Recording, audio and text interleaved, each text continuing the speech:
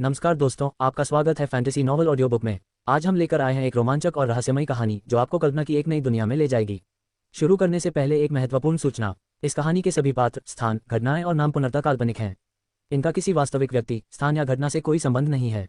यदि कोई समानता पाई जाती है तो वह मात्र संयोग होगी। तो बिना किसी देरी के आइए शुरू करते हैं आज की शानदार कहानी। अध्याय 91। लिन शिंटोग से एक बार फिर मुलाकात। ताओ कबीले के उपनगर की रात के गहरे सन्नाटे में मुको की जोरदार आवाज हवा में गूंजती सुनाई दी। ताओ कबीले का यह इलाका ची ऊर्जा की एक मोटी विस्तृत परत से ढका हुआ था, इसलिए इसके 100 मील के दायरे में कोई भी खूंखार या निर्जन जानवर प्रवेश करने की हिम्मत नहीं करता था। अतः इसे एक सुरक्षित स्थान माना जाता था। हालांकि यह सामान्य परिस्थितियों की बात थी। दिन भर में अत्यधिक ऊर्जा खर्च करने के कारण उसका शरीर जलने लगा था। उसे नींद नहीं आ रही थी, इसलिए वह पहाड़ों के बाहरी इलाके में साधना कर रहा था।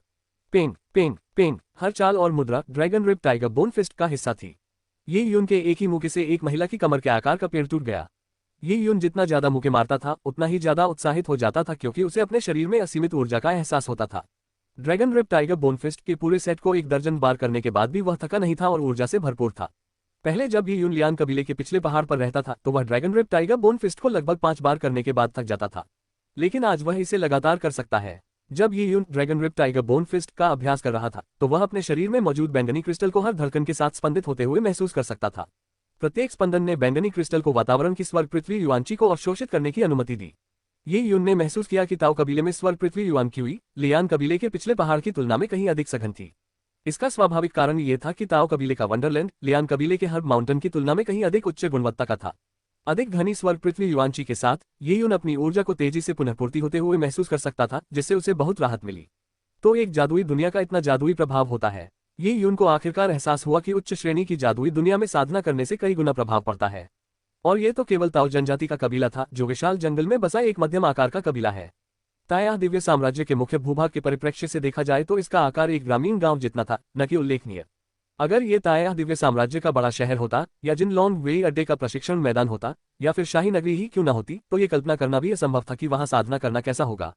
घनी स्वर्ग पृथ्वी युआनची से भरे वातावरण में प्रत्येक साधना के साथ ये यून कोई नियम नहीं, कोई आकार नहीं, कोई शून्य नहीं, कोई मैं नहीं की अवस्था में प्रवेश कर चुका था। यह एक जादुई अवस्था थी, मानो वह किसी चीज को पकड़ने की कोशिश कर रहा हो। यह एक विचार जैसा लग रहा था, लेकिन साथ ही एक समझ भी। यह महत्वपूर्ण होना ही था, लेकिन जब भी ये यून इसे समझने ही वाली होती, यह उसके हाथ से फिसल जाता। यह क्या था? ये यून उस विचार का पीछा करता रहा, लेकिन बार बार असफल होता रहा। बात इतनी बढ़ गई कि वह थक गया और अचानक ही वह अपनी तन्मयता की अवस्था से जाग उठा। ऊपर देखने पर पता चला कि चंद्रमा पहले से ही उसके ठीक ऊपर था और संभवतः सुबह के 3 बज रहे थे। पहाड़ों में हल्की हवा चल रही थी। ये यून का शरीर पसीने से तरबतर था और वह बहुत थक गया था। अपने पेट को छूते हुए उसे एहसास हुआ कि उसने जानवर के सींग से जो ऊर्जा ग्रहण की थी वह खर्च हो चुकी है और उसे फिर से भूख लग गई है। मैं तो खूब खा सकता हूँ, ये यून ने मुंह बनाया। 5वें चरण के नश्वर रक्त योद्धा के रूप में शरीर को भोजन से ऊर्जा की आवश्यकता होती है, और यही वह अवस्था थी जब वह सबसे अधिक खा सकता था। इसके अलावा हाथी निगलने की तकनीक का अभ्यास करने के बाद उसकी भूख और भी बढ़ गई थी। उसके पास अंतरस्थानिक अंगूठी नहीं थी, इसलिए जब उसने लियान कबीले को छोड़ा तो वह अपने साथ ज्यादा मांस नहीं लाया था। वह केवल ताओ कबीले द्वारा उपलब्ध कराए गए सामान्य भोजन पर ही निर्भर था। भले ही ताओ जनजाति धनी थी और जिन लॉन्ग वे द्वारा भोजन उपलब्ध कराया जाता था, फिर भी मानक भोजन ये उनके लिए पचाने के लिए पर्याप्त मात्रा में नहीं हो सकता था। अगर उसके सामने भुनी हुई गाय होती तो ये यून को लगता कि वह उसे पूरा निगल सकता था। अगर मुझे खाने के लिए भरपूर मात्रा में निर्जन जानवरों का मांस मिले तो मेरी ताकत निश्चित रूप से तेजी से बढ़ेगी। ये यून ने ये सोचते हुए अपने आसपास के अस्त व्यस्त वातावरण पर नजर डाली। ये यून ने कई पेड़ों को चीर डाला था और कई काले लोहे के पत्थरों को चकनाचूर कर दिया था। उसे इस बात का एहसास नहीं था कि अपनी समाधि जैसी अवस्था में उसने इतना नुकसान पहुंचाया है। मुझे आश्चर्य होता है कि अगर मैं लिन शिंटोग से उसके तीसरे स्तर की नश्वर रक्त दमन अवस्था में लड़ूं तो परिणाम क्या होगा। अगर वह केवल ड्रैगन रिप टाइगर बोनफिस्ट का उपयोग करे तो मैं उसे आसानी से हरा सकता हूं, लेकिन अगर वह अपनी विशेष कला फेरी मेडन हॉट सूत्र का उपयोग करे तो परिणाम अज्ञात होगा। 2 महीने पहले लिन शिंटोग के साथ हुए मुकाबले को याद करते हुए उसे लगा कि लिन शिंटोग ने उसे बहुत बुरी तरह हरा दिया था। अब अपनी बढ़ी हुई ताकत के साथ वह पुराने लिन शिंटोग से उतना कमजोर नहीं होगा। ये सोचते हुए उसे कुछ महसूस हुआ और वह मुड़ गया। एक झलक देखते ही ये यून भयभीत हो गई। वह अवाक रह गया, क्योंकि उसके पास ही ऐसा नहीं हो सकता। अब ये यून से लगभग 12 फीट की दूरी पर एक लड़की सफेद कपड़ों में एक चील के पेड़ पर खड़ी थी। जैसे ही रात की हवा चली उसके कपड़े हवा में लहराने लगे। ये चांद, देवदार के पेड़, लड़की और हरे पहाड़ों से मिलकर बनी एक खूबसूरत तस्वीर थी। ये यून कुछ देर के लिए स्तब्ध रह गई। लिन जिंटोग, वह यहाँ क्यों थी? ठीक है, बूढ़ेसू ने कहा था कि वे ताओ कबीले में आएंगे, लेकिन ये उनका मानना था कि लिन शिंटोग और बूढ़ेसू केवल क्लाउड वाइल्डनेस में प्रशिक्षण लेने आए हैं, इसलिए वह ताओ कबीले में ज्यादा देर तक नहीं रुकेंगे। आपने कहा था कि आप मुझसे मुकाबला करना चाहते हैं। लिन शिंटोग मुस्कुराए। ये यून अवाक रह गया। जो कुछ हो रहा था उसके शब्द उसके मुंह से लगभग सुनाई ही नहीं दिए और ये उनको लगा कि उसने खुद भी उन्हें नहीं सुना। उसे ये सुनने के लिए किस प्रकार की इंद्रियों की आवश्यकता थी। रात के समय अचानक सफेद कपड़े पहने हुए उसके सामने प्रकट होना किसी भूत जैसा ही लग रहा था। ये यून मन ही मन चिंतित था जब उसने फैसला किया कि एक पुरुष होने के नाते उसके सामने ऐसी खूबसूरत भूतनी का प्रकट होना एक आशीर्वाद है। तुमने ची गैद्र क्षेत्र के शिखर को पार कर लिया है, लिन शिंटोग ने शांत भाव से कहा, मानो कोई तथ्य बता रही हो। ओह, ये यून कुछ पल के लिए स्तब्ध रह गया क्योंकि उसे लगा कि वह लिन शिंटोग से कुछ भी नहीं छिपा सकता। यह भी संभव था कि लिन शिंटोग ने उसे राज्य के चयन की प्रारंभिक परीक्षा के दौरान सफलता प्राप्त करते हुए देख लिया हो। वो हवाई जहाज। ये यून को अचानक याद आया कि राज्य के चयन की प्रारंभिक प्रक्रिया के दौरान आकाश में एक हवाई यान दिखाई दिया था। ये यून ने पहले सोचा था कि यह कोई न्यायाधीश जैसा व्यक्ति होगा, इसलिए उसने उस पर ध्यान नहीं दिया। हो सकता है कि लिन शिंटोग भी इसमें शामिल हो। लेडी लिन, क्या आपने मुझे प्रारंभिक दौर में भाग लेते देखा? ये यून ने बेचैनी भरे लहजे में पूछा। वह बैंगनी क्रिस्टल के अस्तित्व को लेकर बेहद सचेत था, लेकिन और सोचने पर भले ही लिन शिंटोग ने उसे इस प्रक्रिया से गुजरते हुए देखा हो, फिर भी शायद वह कुछ बता ना पाए। यह असंभव था कि वह बैंगनी क्रिस्टल की उपस्थिति या उसके द्वारा ऊर्जा को अवशोषित करने के निशान भी देख पाए। वे तो बस प्रकाश के बिंदु थे जिन्हें वह देख नहीं सकती थी। ये स्पष्ट था कि जब वह 2 महीने पहले बूढ़ेसू से मिला था तब दूसरा पक्ष इस बात से अनभिज्ञ था। हाँ, मैंने तुम्हें प्रारंभिक दौर में अच्छा प्रदर्शन करते देखा। तुम बाकियों से अलग दिखती हो। लिन शिंटोग ने ये यून को ध्यान से देखा, जिससे ये यून असहज हो गई। और सोचने पर ये यून को लगा कि उसकी एक बार फिर की सफलता का कारण ये हो सकता है कि उसने पहले जो खजाना खाया था वह अभी तक पूरी तरह से पचा नहीं था। दरअसल लिन शिंटोग को पहले ही पता चल गया था कि ये उनका कोई रहस्य है, लेकिन इस दुनिया के योद्धाओं के पास बहुत सारे रहस्य होते हैं। कई विलक्षण प्रतिभाओं के जीवन में संयोगवश कई घटनाएं घटित हुई। इस दुनिया का लंबा इतिहास रहा है और इससे कई विशेषज्ञ पैदा हुए हैं। इन विशेषज्ञों ने अपने पीछे कई अवसर छोड़े हैं। इनमें से कुछ बड़े थे, कुछ छोटे, इसलिए कुछ अवसरों का मिलना कोई असामान्य बात नहीं थी। लिन शिंटोग ने पहले भी रहस्यमय खंडहरों की खोज की थी और उसे कुछ अच्छी चीजें मिली थी, लेकिन उनमें से कुछ इतनी छोटी थी कि उसने उन्हें इकट्ठा करने की जहमत नहीं उठाई। क्या हम लड़े? लिन शिंटोग ने अचानक एक बार फिर ये यून से पूछा। अध्याय 92, एक और अभ्यास मुकाबला। ओह, ये यून अचंभित रह गया। क्या हम सच में अभ्यास कर रहे हैं? ऐसा नहीं हो सकता। पहले तो बूढ़ेसू ने ही आग भड़काई थी और लिन शिंटोग को उससे लड़ने के लिए मजबूर किया था। ये यून समझ गया था कि उस समय लिन शिंटोग उससे लड़ना नहीं चाहता था। उसकी साधना का स्तर और उसकी साधना का स्तर तुलना करने योग्य नहीं था। यह एक वयस्क द्वारा बच्चे को धमकाने जैसा होगा। लेकिन शायद लिन शिंटोग में कोई अहंकार नहीं था, इसलिए उसने उसे सलाह देने के लिए अपनी गरिमा कम करने में कोई संकोच नहीं किया। इसी वजह से वह लड़ाई हुई। लेकिन आज लड़ने की क्या बात थी? ये यून ने हैरानी से पूछा। लेडी लिन, कृपया मुझसे मजाक मत कीजिए। हम दोनों के बीच लड़ने की क्या वजह है? लिन शिंटोग ने सिर हिलाते हुए कहा, मुझे मजाक करना पसंद नहीं है। जहां तक आपसे लड़ने की मेरी इच्छा का सवाल है तो इसका संबंध मेरे एक रहस्य से है। रहस्य? ये यून की जिज्ञासा जाग उठी। इतनी असाधारण लड़की का भला कौन सा रहस्य हो सकता है? ये कहना पड़ेगा कि आधुनिक इंटरनेट उपयोगकर्ता होने के नाते ये यून को गपशप में काफी दिलचस्पी थी। लेकिन चूंकि उसने कुछ नहीं कहा, इसलिए उसने आगे पूछताछ नहीं की। लेकिन मुझे थोड़ी भूख लग रही है, आज के लिए मुझमें ताकत नहीं बची है। ये यून ने व्यंग्यात्मक मुस्कान के साथ अपना पेट सहलाया। लिन शिंटोग चील के पेड़ से नीचे उतरी और ये यून के सामने खड़ी हो गई। उसने उंगली से इशारा किया और एक रोशनी चमक उठी। ये यून ने बिना सोचे समझे उसे पकड़ लिया और गौर से देखने पर पता चला कि वह मूंगफली के आकार का एक लाल क्रिस्टल था। वह क्रिस्टलीकृत रक्त जैसा था और उससे ऊर्जा का एक घना आवरण निकल रहा था। यह कोई विहीन अस्थि अवशेष तो नहीं हो सकता? ये यून उत्साहित हो गया। पौराणिक विहीन अस्थि अवशेषों को विहीन स्वर्ग के स्वामी बनाते थे और इनकी कीमत बहुत अधिक होती थी। केवल धनी और संभ्रांत लोग ही इन्हें प्राप्त कर सकते थे। नहीं, लिन शिंटोग ने सिर हिलाया। तुम्हारी वर्तमान शक्ति के साथ अगर तुम एक निर्जन अस्थि अवशेष का सेवन करोगे तो तुम फट सकते हो। यह एक भयंकर पशु अवशेष है जिसे मैंने परिष्कृत किया है। आमतौर पर जब बड़े परिवारों के बच्चे कहते हैं कि वे साधना के लिए निर्जन अस्थि अवशेष खाते हैं तो उनमें से बड़ी संख्या में वास्तव में भयंकर पशु अवशेष खा रहे होते हैं, जैसे कि तुम्हारे हाथ में है। भयंकर जीव का अवशेष। ये यून चौंक गया, लेकिन जैसे ही उसे समझ आया वह तुरंत संभल गया। सही कहा, निर्जन जीवों की तुलना में भयंकर जीवों की संख्या कई गुना अधिक थी। पूरे बादल वन्य क्षेत्र में मनुष्यों के अजूबों को छोड़कर केवल भयंकर जीव ही मौजूद थे। इन भयंकर जानवरों में स्वर्ग पृथ्वी युवांची को अवशोषित करने की शक्ति थी और इसके माध्यम से वे और अधिक शक्तिशाली हो सकते थे। इन खूंखार जानवरों को मारकर आसानी से उन्हें प्राचीन अवशेष के रूप में परिष्कृत किया जा सकता था। इनमें से कई खूंखार जानवरों के अवशेष बड़े पारिवारिक कबीलों द्वारा खा लिए गए थे। लेकिन लिन शिंटोग ने कहा कि उस पशु प्राणी का निर्माण उसी ने किया था। ये यून को अचानक ये ख्याल आया कि उसके सामने खड़ी लड़की एक निर्जन स्वर्ग की स्वामी है, या कम से कम अर्ध निर्जन स्वर्ग की स्वामी है। एक कहावत है कि तुलना करने से झुंझलाहट होती है। वह न केवल कुलीन परिवार से थी और बेहद बलवान थी, बल्कि वह निर्जन स्वर्ग की स्वामी भी थी। 10 वर्ष से अधिक की आयु में ऐसी उपलब्धियां प्राप्त करना वाकई चौंकाने वाला था। तुम्हारी शक्ति ची गैद्र स्तर तक पहुंच गई है, इसलिए मैं अपनी साधना का स्तर एक बढ़ाऊंगी, जिसका अर्थ है कि मैं तुमसे लड़ने के लिए नश्वर रक्त के चौथे चरण तक अपनी शक्ति का दमन करूंगी। मैं अभी भी dragon rip tiger bone fist का प्रयोग करूंगी, लेकिन तुम्हें सावधान रहना होगा। पिछली लड़ाई में मैं गंभीर नहीं थी और किसी कारणवश मेरा ध्यान भटक गया था, लेकिन इस बार मेरा ध्यान नहीं भटकेगा, लिन शिंटोग ने धीमी आवाज में कहा। पिछली लड़ाई में उसका ध्यान भटकने का कारण स्वाभाविक रूप से उसकी नाड़ी नलिकाओं में महसूस हो रहे परिवर्तन थे।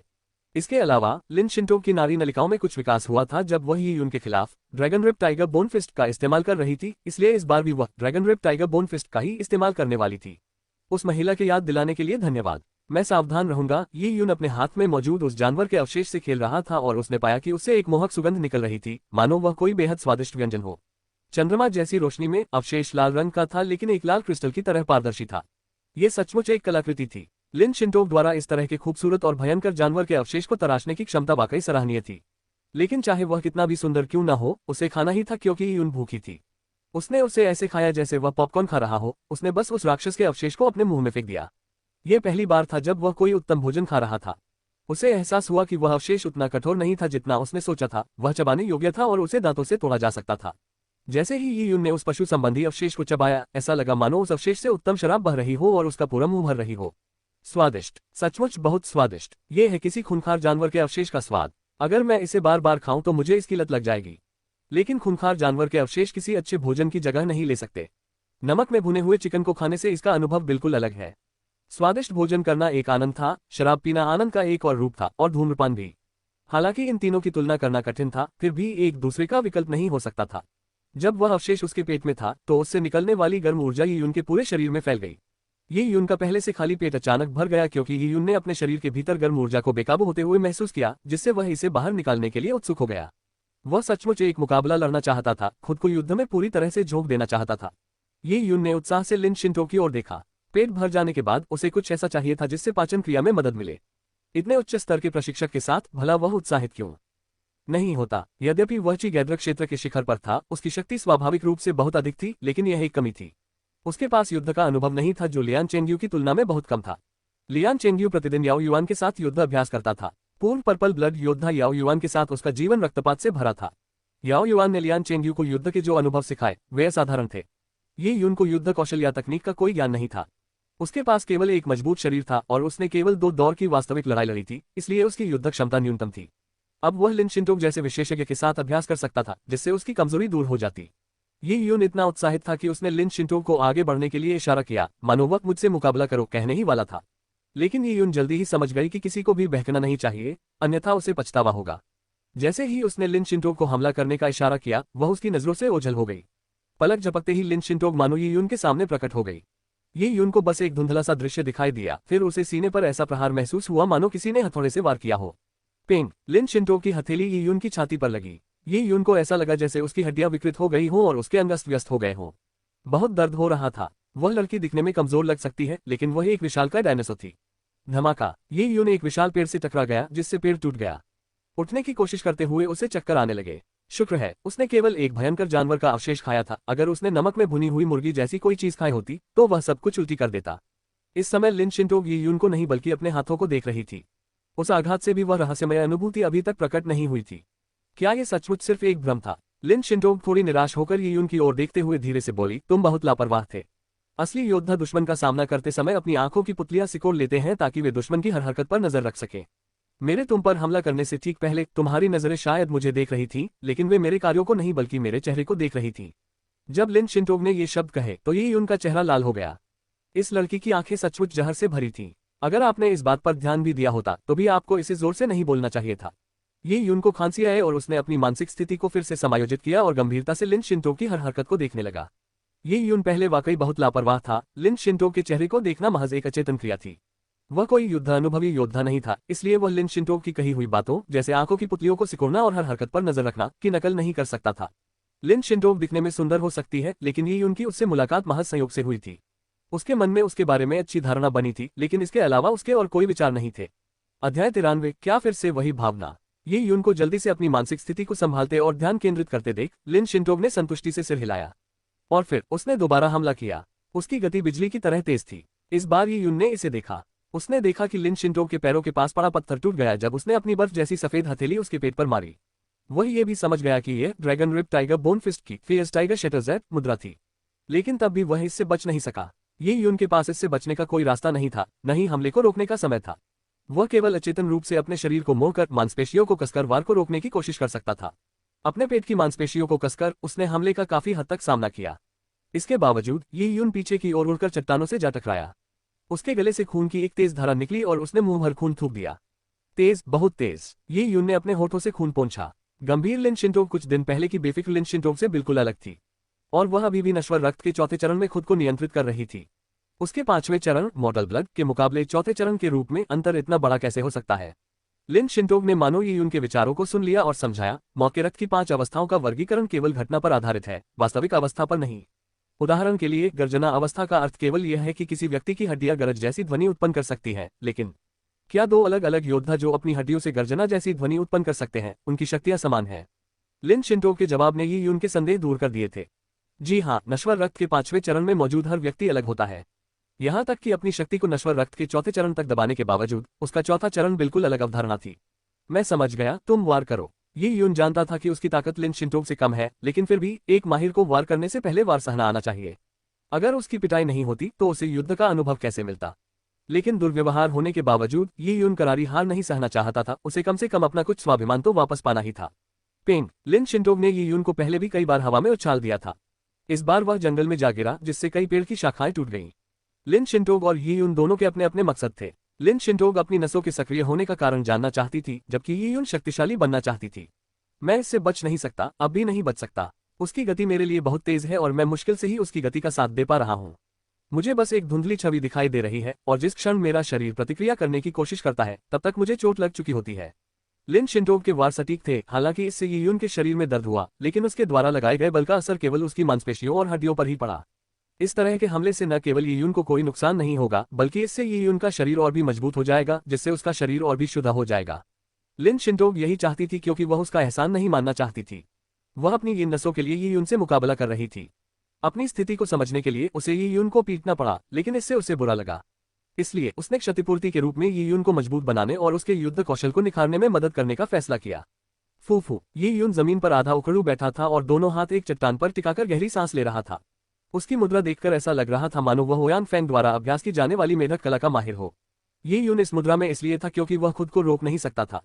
आधा झुककर बैठने का फायदा ये था कि वह जल्दी से ताकत लगा सकता था और पैर मुड़े बिना आगे बढ़ सकता था। साथ ही शरीर को छोटा करके वह हमले के दायरे को कम कर सकता था।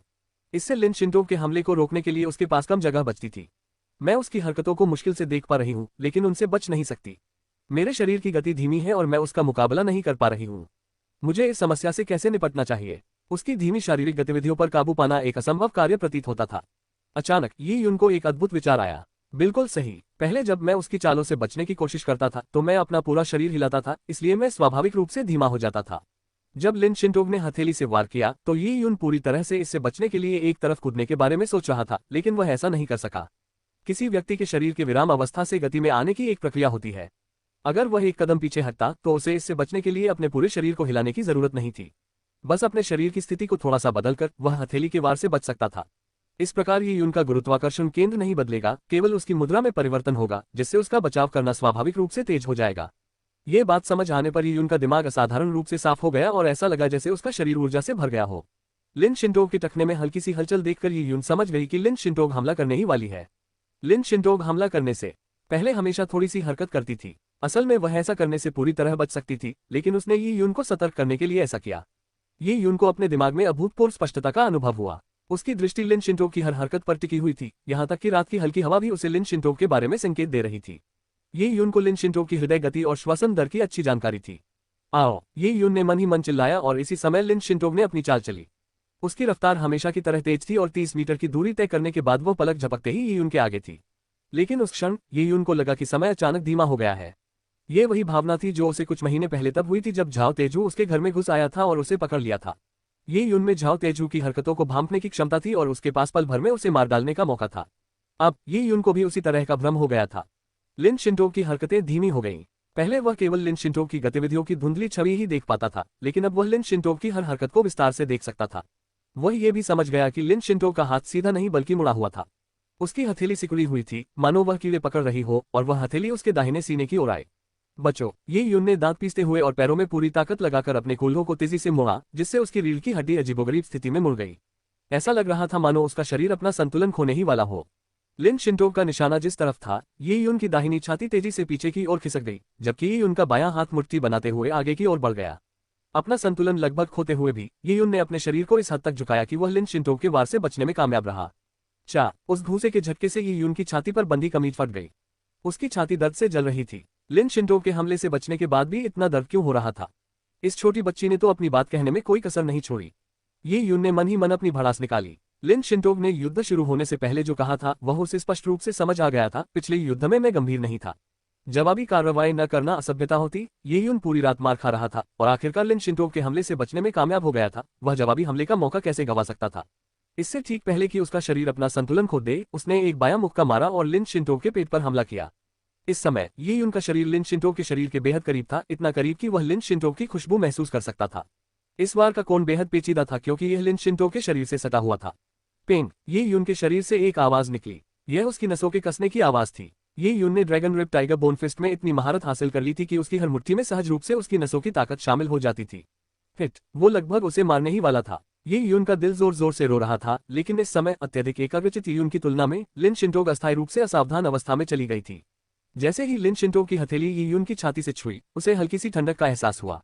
ये ठंडक उसकी नसों में ऐसे समा गई जैसे किसी सूखे कुएं में पानी की एक बूंद गिर गई हो। हालांकि यह एहसास तुरंत गायब हो गया, लेकिन इतना काफी था कि लिन शिंटोग की एकाग्रता भंग हो गई। क्या फिर से वही एहसास हो रहा है? अध्याय 94, तुम मेरे साथ क्या करना चाहते हो? उसी क्षण लिन शिंटोग को फिर से वही रहस्यमय अनुभूति हुई। उसे लगा जैसे उसका शरीर जलने लगा हो। ये यून का मुक्का उसके पेट पर लग चुका था। ओह! तुरंत प्रतिक्रिया देते हुए लिन शिंटोग का शरीर तेजी से पीछे हट गया। उसके पीछे हटने की गति यून के मुक्के से भी तेज थी। हालांकि ध्यान भटकने के क्षण के कारण ये यून उसके शरीर से संपर्क बनाने में कामयाब हो गई थी, लेकिन होश में आते ही यून उसकी गति का मुकाबला नहीं कर पाए। ये यून का मुक्का स्पष्ट रूप से लिन शिंटोग के शरीर पर लगा था, लेकिन उसके तेजी से पीछे हटने के कारण उसे मुक्के का पूरा प्रभाव नहीं झेलना पड़ा। ये यून को ऐसा लगा जैसे उसने रुई के गोले पर मुक्का मारा हो। ये यून ने अपनी भौहें ऊपर उठाई। पूरी रात उसकी पिटाई हुई थी और आखिरकार वह लिन शिंटोग को एक बार मारने में कामयाब हुआ, लेकिन लिन शिंटोग इतनी तेजी से पीछे हट गई कि मानो उसने उसे कभी मारा ही न हो। ये यून इसे स्वीकार नहीं कर सका। वह लिन शिंटोग को पूरी तरह पीछे हटने नहीं देना चाहता था, इसलिए उसने मुट्ठियों को पंजे की तरह मोड़कर आगे की ओर वार किया। ये बाघ के पंजे चट्टानों पर प्रहार करते हैं की मुद्रा थी। जब ये यून ने ये चाल चली तो उसके पीछे स्वर्ग पृथ्वी युआनची से एक बाघ की आभा प्रकट हुई। गर्जन, बाघ दहाड़ते हुए लिन शिंटोग की ओर झपटा। उस क्षण लिन शिंटोग बाघ से उत्पन्न हवा को भी महसूस कर सकती थी। यह अनुभूति ऐसी थी मानो सचमुच कोई बाघ उसकी ओर झपट रहा हो। बाघ की आकृति देखकर लिन शिंटोग चौंक गई। इस हैरानी के कारण उसके कदम थोड़े धीमे हो गए। इसी बीच ये यून ने उसकी कमर पर बंधी पट्टी को पकड़ लिया। पेंग, लिन शिंटोग के सामने बाघ की आभा फट पड़ी। उसी समय एक जोरदार आवाज के साथ जैसे ही उसने हमला करने और बचाव करने की कोशिश की, लिन शिंटोग की कमर पर बंधी पट्टी फट गई। लिन शिंटोग की प्रतिक्रिया अत्यंत तीव्र थी। एक झटके में घूमते हुए वह युआनची से गिर गई और एक चील के पेड़ पर उड़ गई। जहां तक उस रिबन की बात है, वह ये यून के हाथों में ही रह गया था। ओह! ये यून एकदम जम गई। लिन शिंटोग ने गुस्से से ये यून की ओर देखा। ये यून ने अपने हाथ में पकड़े रिबन और चील के पेड़ पर खड़ी लिन शिंटोग को देखा। स्थिति तुरंत ही असहज हो गई। असल में रिबन का फट जाना कोई बड़ी बात नहीं थी, लेकिन चूंकि रिबन लिन शिंटोग की कमर पर था, इसलिए ये यून को असहज महसूस हुआ। मैंने जानबूझकर ऐसा नहीं किया। इसके अलावा ये यून ने मासूमियत से अपनी दाहिनी छाती की ओर इशारा किया, जो लिन शिंटोग की हथेली से उत्पन्न हवा से बुरी तरह फट गई थी। ये यून का मतलब स्पष्ट था। तुमने मेरे कपड़े फाड़ दिए और मेरी त्वचा तक उजागर कर दी, जबकि मैंने तो बस तुम्हारी एक पट्टी खींची थी। बेशक लिन शिंटोग के कपड़ों की तुलना में ये यून के कपड़े बदसूरत थे। लिन शिंटोग को न तो रोना आता था और न ही हंसना, लेकिन उसने आगे कुछ नहीं कहा। उसकी नजर में ये यून तो बस एक बच्ची थी। 12 साल के बच्चे के मन में स्वाभाविक रूप से कोई बुरी मंशा नहीं हो सकती। हालांकि ये यून के अपनी सीट बेल्ट फाड़ पाने का कारण उसका ध्यान भटकना था, फिर भी यह सराहनीय था। ये यून ने हथेली के वार से खुद को बचा लिया था। लिन शिंटोग ये देखकर हैरान थी कि ये यून महज एक दिन की लड़ाई से इतनी जल्दी प्रगति कर सकता है। उसने ये यून को उसकी गतिविधियों के बारे में कभी कोई निर्देश नहीं दिए और ये यून ने उन सभी को खुद ही समझ लिया। ये यून का हथेली के वार से बच निकलना सुनने में तो आसान लगता है, लेकिन असल में यह बहुत मुश्किल था। इसे एक विशेष नाम दिया गया था जिसे सूक्ष्मता कहते हैं। दुश्मन के हमले से बचने के लिए छोटी छोटी चालों का इस्तेमाल करके कोई भी अपनी चाल में खामियों को काफी हद तक कम कर सकता था। इससे दुश्मन के करीब रहकर दुश्मन की चाल लगभग पूरी होने पर पलटवार करना भी संभव हो जाता था। 12 वर्ष की आयु में ऐसा कर पाने वाले ये यून को वाकई एक विलक्षण प्रतिभा माना जाएगा। बेशक प्रतिभा के संदर्भ में ये केवल उनकी बोधगम्यता और शारीरिक समन्वय को ही दर्शाता है। अलावा लिन शिंटोग को सबसे ज्यादा चिंता इस बात की थी कि उस समय उसकी नाड़ी नसों में एक अजीब सी प्रतिक्रिया हो रही थी। इस दुनिया में बहुत कम लोग यिन मेरिडियन के साथ पैदा होते हैं। साथ ही यिन मेरिडियन वाले लोगों को एक लाइलाज बीमारी माना जाता था, इसलिए वे लंबे समय तक जीवित नहीं रह पाते थे। इस स्थिति वाले आम लोग आमतौर पर 20 साल की उम्र के आसपास मर जाते थे। यहाँ तक कि एक योद्धा परिवार में भी बहुत कम परिवार इस लाइलाज बीमारी वाले व्यक्ति की देखभाल के लिए आवश्यक संसाधन खर्च करते थे। इसलिए यिन मेरिडियन के बारे में बहुत कम रिकॉर्ड थे, बस कुछ ही रिकॉर्ड थे जिनमें कुछ इस तरह लिखा था: यिन मेरिडियन निष्क्रिय मेरिडियन है जिनका कोई इलाज नहीं है और मार्शल आर्ट का अभ्यास करने की कोई संभावना नहीं है। लिन शिंटोग अपने यिन मेरिडियन को सक्रिय करने का तरीका खोज रही थी। हालांकि ये यून के शरीर के कारण लिन शिंटोग के लिए एक रहस्यमय घटना घटित हुई थी, लेकिन वह नहीं जानती थी कि इसका क्या मतलब है। ये यून, लिन जिनटांग ने धीरे से कहा। जी हाँ देवी बहन, आपका क्या आदेश है? ये यून बहुत आज्ञाकारी प्रतीत हुआ और उसकी बातें सुनने में मधुर लगी। लिन शिंटोग चील के पेड़ से नीचे उतरी। तुमने जो टाइगर क्लॉस स्माइट रॉक्स नामक चाल चली, उससे तुम्हारे पीछे स्वर्ग पृथ्वी युआन क्यूई से एक बाघ की आभा उत्पन्न हुई। क्या तुमने इसे देखा? क्या ये स्वर्ग पृथ्वी युआन क्यूई से निर्मित बाघ की एक प्रेत छवि है? ये यून ने अपना सिर हिलाया। जब उसने टाइगर क्लॉस स्माइट रॉक्स का इस्तेमाल किया तो उसके मन में केवल एक ही विचार था, और वह था पूरी तरह से हार न मानना। और जहां तक इस प्रहार की प्रभावशाली आभा की बात है, उसे इसका कोई अंदाजा नहीं था। ये यून को याद आया कि उसने जिन बुक्सिया नाटकों को देखा था उनमें 18 ड्रैगन वशीकरण हथेली जैसी कलाओं का प्रयोग करते समय आकाश में एक सुनहरा ड्रैगन उड़ता हुआ दिखाई देता था। उसके द्वारा उत्पन्न स्वर्ग पृथ्वी युआनची से बनी वह प्रेत छवि संभवतः उसी के समान थी। लिन शिंटोग ने कहा, एक योद्धा की हर हरकत और हावभाव स्वर्ग पृथ्वी युआनची को प्रभावित कर सकता है। एक निश्चित स्तर पर जब कोई योद्धा हमला करता है तो स्वर्ग पृथ्वी युआनची स्वतः ही एक प्रेत छवि बना लेती है। ये क्षमता आमतौर पर बैंगनी रक्त स्तर तक पहुंचने के बाद ही प्राप्त होती है, लेकिन आप अभी संग्राहक स्तर पर हैं। तर्कसंगत रूप से आपके पास ऐसी क्षमता नहीं होनी चाहिए, लेकिन चूंकि आपके पास टेम्पर्ड बॉडी ड्रैगन पल्स है, इसलिए आपकी नाड़ी नलिकाएं एक साधारण योद्धा की तुलना में अधिक चौड़ी हैं। यह शायद पर्पल ब्लड क्षेत्र के मध्य चरणों में एक योद्धा की नाड़ी नलिकाओं से भी अधिक चौड़ी हो सकती है। इसलिए आप स्वर्ग पृथ्वी युआनची से निर्मित एक प्रेत छवि को मुक्के से बाहर निकाल सकते हैं। अपने वार में स्वर्ग पृथ्वी युआनची का संचार करके आप अपने वार को मजबूत और तेज बना सकते हैं। इसके अलावा मेरे हथेली के वार से बचने के लिए आपने जो चाल चली, वह सूक्ष्मता नामक एक चाल तकनीक का प्रारंभिक चरण है। दुश्मन के हमले से बचने के लिए छोटी छोटी क्रियाओं का उपयोग करना ही सूक्ष्मता कहलाता है। प्रारंभिक चरण के बाद इस सूक्ष्मता तकनीक को छोटी सफलता का चरण कहा जाता है, जिसमें बचाव में सहायता के लिए प्रतिद्वंद्वी की शक्ति का उपयोग किया जा सकता है। अगर मैं और भी बताऊं तो आपको समझना मुश्किल होगा। सब कुछ आपके स्वयं के ज्ञान पर निर्भर करेगा।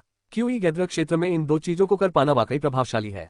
इसकी अद्भुतता को समझने के लिए आपको धीरे धीरे इस पर काम करना होगा। लिन शिंटोग की प्रशंसा सुनकर ये यून ने अपना सिर खुजाया। स्वर्ग पृथ्वी युआन क्यूई प्रेत छवि, सूक्ष्मता गति। ये यून को इस बारे में कुछ भी पता नहीं था, लेकिन लिन शिंटोग द्वारा समीक्षा किए जाने के बाद उसने उससे बहुत कुछ सीखा था। कम से कम थोड़े समय के लिए उसका एक लक्ष्य था, जो कि दोनों तकनीकों पर विचार करना था।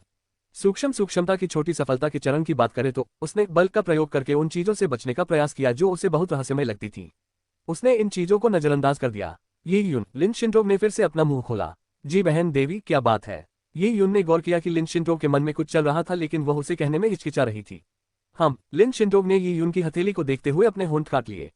दोनों बार जब उसने उस विचित्र घटना का अनुभव किया तो वह तब था जब उसने ये यून के शरीर को छुआ था। युद्ध के दौरान ये यून के शरीर से उनका संपर्क क्षणिक था, लेकिन अगर उनका संपर्क लंबे समय तक बना रहता तो क्या होता? क्या कुछ खास घटित होता? इस संभावना से अवगत होने के कारण लिन शिंटोग ने इसकी पुष्टि करने के बारे में सोचना शुरू कर दिया। लेकिन विपरीत लिंग के किसी व्यक्ति के शरीर को जानबूझकर छूना अजीब था। साथ ही अगर वह खुद ऐसा करने का अनुरोध करती तो लोग इसे अटपटा मान सकते थे। वो तो बस एक बच्चा है, सब ठीक होना चाहिए, लिन शिंटोग ने खुद से कहा और ये यून को अपने पास बुलाया। कारण को लेकर अनिश्चित, ये यून आज्ञाकारी होकर लिन शिंटोग के सामने चली गई। उसे नहीं पता था कि लिन शिंटोग क्या चाहती है, लेकिन लिन शिंटोग के अगले शब्दों ने उसे स्तब्ध कर दिया। क्या मैं आपका हाथ छू सकता हूँ? लिन शिंटोग को कोई भी नर्म शब्दों वाला शब्द सूझा और उसने सीधे सीधे बात करने का फैसला किया। ये यून को प्रतिक्रिया देने का समय ही नहीं मिला क्योंकि उसका अनुरोध बेहद अजीब था। तुम मेरे साथ क्या करना चाहते हो? ये शब्द सुनकर लिन शिंटोग का गला भर आया। मैं 12 साल का बच्चा आमतौर पर असमंजस में रहता है। जब बड़ी बहन ये शब्द कहती है तो बच्चा बिना ये जाने कि इसका क्या मतलब है बस अपना हाथ आगे बढ़ा देता है। लेकिन ये उनके खंडन ने लिन शिंटोग को जड़वत कर दिया था। मैं बस कुछ सत्यापित करना चाहता हूँ। लिन शिंटोग को उन शब्दों को कहने में परेशानी हो रही थी क्योंकि यह शर्मनाक था। अध्याय 95, तारों से भरा आकाश। ओह, ये यून को उत्सुकता हुई कि लिन शिंटोग क्या जानना चाहती है, लेकिन चूंकि उसने कुछ स्पष्ट नहीं किया इसलिए उसे पता था कि उसे जवाब नहीं मिलेगा। उसे महसूस हुआ कि लिन शिंटोग एक पवित्र और नेक लड़की है।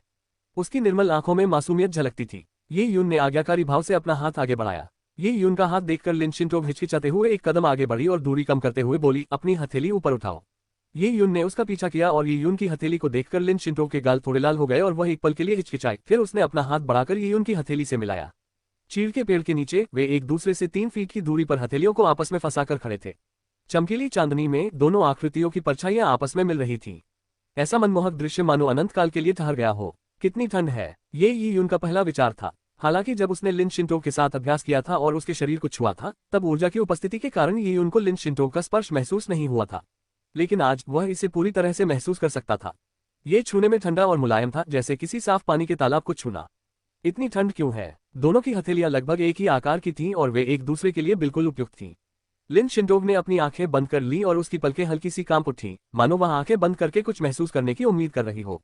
जब वह चुप रही तो यी यून भी मौन रहा। यह एहसास, लिन शिंटोव ने अपनी आंखें बंद कर ली और अपनी नसों में किसी भी बदलाव की तलाश की। उसे एक अजीब सी अनुभूति हुई कि उसके सामने बैठा बच्चा मानो तारों से भरे एक अंतहीन रात के आकाश जैसा है। जहां तक उसकी बात है, ऐसा लग रहा था मानो वह इस रात्रि आकाश में तैर रही हो और रात्रि आकाश के विशाल विस्तार का गहराई से अनुभव कर रही हो। यह एक चमत्कारी अनुभूति थी। हालांकि वह जानती थी कि यह एक भ्रम है, फिर भी यह बहुत वास्तविक प्रतीत हो रहा था। इसलिए लिन शिंटोव ने बीच में ही अपनी आंखें खोलने से खुद को रोक नहीं पाए। धुंधली तारों की रोशनी में उसके सामने एक अपरिपक्व लेकिन आश्चर्यजनक रूप से सुंदर चेहरा प्रकट हुआ। उसकी आंखें काली और चमकदार थीं, मानो दुनिया का सबसे शुद्ध काला रत्न हो। और इस काले रत्न के सामने लिन शिंटोव को अपनी परछाई स्पष्ट रूप से दिखाई दे रही थी। ओह! किसी अज्ञात कारण से इस दृश्य ने लिन शिंटोव पर गहरा प्रभाव छोड़ा। वह चेतन रूप से कुछ कदम पीछे हट गई, मानो किसी बात से भयभीत हो गई हो। नहीं, हालांकि उस क्षण में लिन शिंटोव ने एक भ्रम का अनुभव किया था। जिस भावना की वह तलाश कर रही थी, जिस चीज ने उसकी नाड़ी नलिकाओं को सक्रिय किया था, वह प्रकट नहीं हुई। यह ऐसा था मानो किसी ऐसी परछाई का पीछा करना जिसका कोई निशान न मिल रहा हो। लिन शिंटोव निराश थी, लेकिन अभी अभी तारों से भरी हुई वह मायावी छवि क्या थी? लिन शिंटोव ने कुछ देर हिचकिचाने के बाद फिर से यी यून से हाथ मिलाया। एक बार फिर कुछ भी महसूस नहीं हुआ। उसे अपनी नसों में कोई हलचल नहीं हुई और न ही उसे तारों से भरे आकाश का भ्रम हुआ। उसने ऊपर देखा तो पाया कि चंद्रमा आकाश में ऐसे लटका हुआ था मानो कुछ भी नहीं बदला हो। लिन शिंटोव ने आह भरी, क्या वह अपनी खोज में असफल रही? लेकिन जब उसने इस बारे में सोचा तो उसे एहसास हुआ कि निराश होने की कोई बात नहीं थी। वास्तव में यह सामान्य था। वह अवचेतन रूप से यह कैसे मान सकती थी कि यी यून जैसा बच्चा उसकी अधूरी नसों को फिर से जोड़ सकता है? ये तो असंभव होगा। मैं कल रात इसी समय और इसी जगह पर तुम्हें ढूंढूंगी। ये कहते हुए लिन शिंटोव हवा के साथ बह गई और गायब हो गई। यी यून के मन में अभी भी कई सवाल थे। उसे समझ नहीं आ रहा था कि लिन शिंटोव ने उससे लड़ाई के लिए क्यों संपर्क किया। लेकिन उसे कोई चिंता नहीं थी, क्योंकि यह उसके लिए फायदेमंद था और यह वही था जिसकी उसे बहुत चाह थी। लिन शिंटोव के जाने के बाद यी यून को जाने की कोई जल्दी नहीं थी। हालांकि रात काफी हो चुकी थी, उसने अभी अभी एक भयंकर पशु का अवशेष खाया था और उसका शरीर अभी भी ऊर्जा से भरपूर था, तो वह अभ्यास के इस अनमोल अवसर को कैसे बर्बाद कर सकता था? वह तभी अभ्यास कर सकता था जब उसके शरीर में ऊर्जा हो। ऊर्जा के बिना अभ्यास करना असंभव था। अभ्यास सत्र के बाद यी यून को कुछ अंतर्दृष्टि मिली जिस पर उसे विचार करने की आवश्यकता थी। सबसे पहले ये स्वर्ग पृथ्वी युवांशी से निर्मित प्रेत छवि थी और दूसरी सूक्ष्मता वाली गति तकनीक थी। मार्शल आर्ट के मार्ग में प्रतिभा की आवश्यकता होती है, लेकिन उससे भी अधिक कड़ी मेहनत की आवश्यकता होती है। एक प्रतिभाशाली व्यक्ति जिसमें अभ्यास करने की इच्छा शक्ति न हो, वह पीछे रह जाएगा। यी यून की प्रतिभा भले ही उतनी अच्छी न हो, लेकिन पर्पल क्रिस्टल की मदद से वह चिंतित नहीं था। लेकिन कड़ी मेहनत का कोई विकल्प नहीं था, उसे खुद पर ही निर्भर रहना पड़ता था। एक के बाद एक मुके हवा में ही जा गिरे। पेंग पेंग पेंग। यी यून ने एक बड़े काले लोहे के पत्थर को तोड़ दिया, जिससे उसके पत्थर के टुकड़े हवा में बिखर गए। लेकिन अफसोस की बात यह थी कि स्वर्ग पृथ्वी युवांशी से निर्मित बाघ की आभा प्रकट नहीं हुई। सूक्ष्म गति तकनीक के लिए उन्हें अपनी समझ को और बढ़ाने के लिए एक व्यक्ति की आवश्यकता थी। इसलिए यी यून उन दोनों तकनीकों में कोई प्रगति नहीं कर सका। इसके विपरीत यी यून एक समाधि जैसी अवस्था में चली गई। एक अदृश्य दुनिया में यी यून ने dragon rip tiger bone fist के चमत्कारों को समझना शुरू किया। यह एक रहस्यमय अनुभूति थी, लेकिन जब यी यून ने इसे समझने की कोशिश की तो वह ऐसा नहीं कर सका। गुरुजी, उन्होंने स्वर्ग पृथ्वी युवांशी से एक मायावी छवि बनाने में कामयाबी हासिल की और सूक्ष्मता की गति तकनीक को साकार किया। जंगल में लिन शिंटोव चुपचाप यी यून के अभ्यास करते हुए रूप को निहार रही थी और अपने बगल में बैठे बूढ़ेसू से बात कर रही थी। हाँ, मैंने देखा, इस बच्चे की समझदारी वाकई कमाल की है। उसने सिर्फ ये 2 बातें ही नहीं समझी। हमें देखना होगा कि आगे वह हमारे लिए क्या लेकर आता है। कल किंगडम सिलेक्शन का सेमीफाइनल है और मैं अब भी उसका प्रदर्शन देखना चाहता हूँ। राज्य के चयन के प्रारंभिक दौर में कई लोग घायल हो गए थे, लेकिन जिन लॉन्ग वेई ने घायलों को आराम करने के लिए ज्यादा समय देने की योजना नहीं बनाई थी। झांग टैन के शब्दों में, जैसे ही युद्ध शुरू होता है, यह एक तूफान की तरह होगा। क्या दुश्मन आपको आराम करने का समय देगा? यी यून ने भोर होने तक पूरी रात अभ्यास किया और फिर अपने निवास स्थान पर लौटा। वह बहुत थक गया था। जैसे ही यी यून का सिर बिस्तर पर लगा, वह गहरी नींद में सो गया। सपने में बैंगनी क्रिस्टल धीरे धीरे उसके चारों ओर की स्वर्ग पृथ्वी युवान ऊर्जा को अवशोषित कर रहा था, जिससे यी यून की शक्ति धीरे धीरे वापस आ रही थी।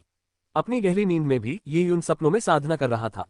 एक पल में ही उसे ऐसा लगा जैसे वह किसी चट्टान के किनारे पर खड़ा हो और चट्टान के ऊपर एक उड़ता हुआ अजगर और एक भयंकर बाघ आपस में लड़ रहे हो। यह एक हलचल भरा दृश्य था जहां धरती कांप उठी और पहाड़ हिल उठे। ये ड्रैगन जिन लॉन्ग वेई के झंडे पर बने जिन ड्रैगन जैसा था, और वह बाघ वही भयंकर दिव्य बाघ था जिसे यी यून ने प्रारंभिक दौर में देखा था। इस ड्रैगन टाइगर युद्ध ने आकाश को चीर दिया और धरती फट गई। पौराणिक कथाओं में अद्वितीय विशेषज्ञ दिव्य प्राणियों की लड़ाई देखकर अद्वितीय कौशल सीखते थे। इस समय ये यून को इस विचित्र सपने से और अधिक अंतर्दृष्टि प्राप्त हो रही थी। उससे dragon rip tiger bone fist के बारे में गहरी समझ विकसित हो रही थी। लेकिन जब वह जागा तो उसकी सारी याददाश्त धुंधली हो गई थी। उसे याद करना मानो परछाइयों का पीछा करना था। ये यून ने याद करने की पूरी कोशिश की, लेकिन उसे कुछ भी याद नहीं आया। इस तरह एक दया ये यून ने भावुक होकर आह भरी। प्राचीन चीन में कन्फ्यूशियस अक्सर झोऊ के ड्यूक के सपने देखते थे। झोऊ के ड्यूक उन्हें संसार के नियम बताते थे और जब कन्फ्यूशियस जागते थे तो उन्हें कुछ समझ आ जाती थी। कभी कभी सपने लोगों के लिए प्रेरणा का एक बड़ा स्रोत होते हैं। खिड़की से बाहर देखने पर पता चला कि सुबह काफी देर हो चुकी थी। ये यून लगभग 3 घंटे सोया था, लेकिन चूंकि वह गहरी नींद में था और बैंगनी क्रिस्टल उसकी ऊर्जा की भरपाई कर रहा था, इसलिए 3 घंटे की नींद ही उनकी मानसिक स्थिति को चरम पर पहुंचाने के लिए पर्याप्त थी। सेमीफाइनल में भाग लेने का समय आ गया है। ये यून उछल पड़ा। उसने पहले ही तय कर लिया था कि वह चयन में मॉर्टल ब्लड का पहला स्थान प्राप्त करना चाहता है और जिन लॉन्ग वेई का एक विशिष्ट सदस्य बनना चाहता है। अध्याय 96 सेमीफाइनल की शुरुआत। राज्य के चयन के सेमीफाइनल की परीक्षा विषय के बारे में लोगों को जानकारी नहीं थी। ये यून शहर के बाहरी इलाके के मैदानों में पहुंची, जहां सेमीफाइनल की परीक्षा विषय को लेकर काफी चर्चा हो रही थी। कई अयोग्य घोषित प्रतिभागी और आसपास के इलाकों के नागरिक सेमीफाइनल देखने के लिए इकट्ठा हो गए थे, जिसके कारण आयोजन स्थल हजारों लोगों से खचाखच भर गया था। ताओ जनजाति के शहर के बाहरी इलाके में स्थित मैदानी क्षेत्र में कोई भव्य मोर्चाबंदी नहीं थी। आगे खड़े लोग देख सकते थे, लेकिन पीछे खड़े लोग नहीं देख सकते थे। फिर भी कई लोगों ने वहां से जाने से इनकार कर दिया। कुछ ही देर में वह जगह लोगों से भर गई और भगदड़ मचने से रोकने के लिए ताओ कबीले को व्यवस्था बनाए रखने के लिए अपने योद्धा शिविर के सदस्यों का इस्तेमाल करना पड़ा। दरअसल ताओ कबीले के उच्च अधिकारियों के लिए व्यवस्था बनाए रखने के लिए योद्धा शिविर से लोगों को भेजना आवश्यक था। ताओ कबीले के पहले और दूसरे युवा सरदार के प्रकट होते ही भीड़ अभूतपूर्व उत्साह से भर उठी। ये प्रथम और द्वितीय युवा स्वामी ताओ कबीले के आदर्श थे, विशेषकर प्रथम युवा स्वामी हुया। 18 वर्ष के हुया शांत स्वभाव के थे और उनका रवैया सहज था।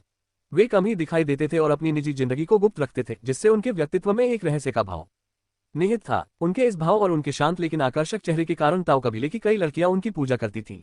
इसका मुख्य कारण ये था कि हुया पर्पल ब्लड के मध्य चरण तक पहुंच चुकी थी और टेम्पर्ड बॉडी ड्रैगन पल्स अवस्था तक पहुंचने से बस एक कदम दूर थी। विशाल निर्जन वन क्षेत्र में संसाधनों की कमी थी और मध्य क्षेत्रों की तुलना में विरासत भी अपर्याप्त थी। ऐसे हालात में पहले युवा स्वामी का संयमित शरीर ड्रैगन पल्स अवस्था के निकट पहुंचना एक चमत्कार ही था।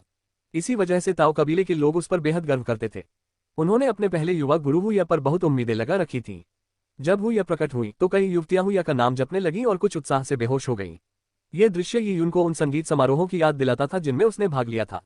कुछ प्रशंसक अपने आदर्शों को देखकर सदमे में आ जाते थे और उस विशाल जंगल में जहां शक्ति ही सब कुछ थी, मार्शल आर्ट की प्रतिभा के धनी हुया का आकर्षण ये उनके अतीत की हस्तियों से कहीं अधिक था। हुया के बाद दूसरे युवा स्वामी ताओ यून थे, जिन्हें काफी सराहना मिली थी। उनके पीछे 7 बैंगनी रक्त योद्धा थे। उनकी आयु 20 से 28 वर्ष के बीच थी। हुया या ताओ यून की तुलना में वे बहुत कम लोकप्रिय थे। इसके अलावा ताओ कबीले के कई बुजुर्ग भी आए हुए थे।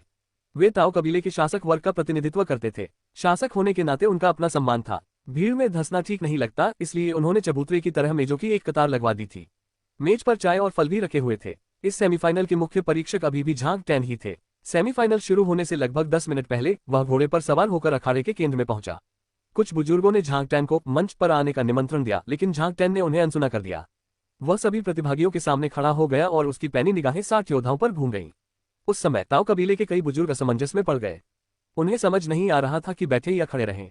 झांग टैन के वहां खड़े होने पर क्या उनमें बैठने की हिम्मत थी। एक दूसरे को देखकर उन्होंने अपनी अपनी सीटों पर खड़े रहने का फैसला किया। ये कुछ ऐसा था जैसे स्कूल के बच्चों को शिक्षक द्वारा सजा के तौर पर उनकी सीटों पर खड़ा कर दिया गया हो। यह बेहद अजीब स्थिति थी। नश्वर रक्त योद्धाओं और बैंगनी रक्त योद्धाओं को 2 समूहों में विभाजित किया गया था। सेमीफाइनल के लिए एक पर्पल ब्लड वॉरियर्स के लिए ये सिर्फ औपचारिकता पूरी करने जैसा था।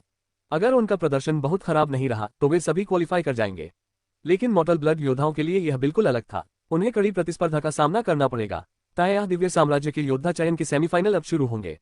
झांग टैन ने अपने घोड़े की चाबुक को पकड़े हुए जोर से कहा, मैं सेमीफाइनल के नियमों की घोषणा करूंगा। हाथ के इशारे से एक सफेद रोशनी आकाश में फैल गई और बढ़ने लगी। अंततः वह एक सफेद जेड पत्थर के मंच में तब्दील हो गई।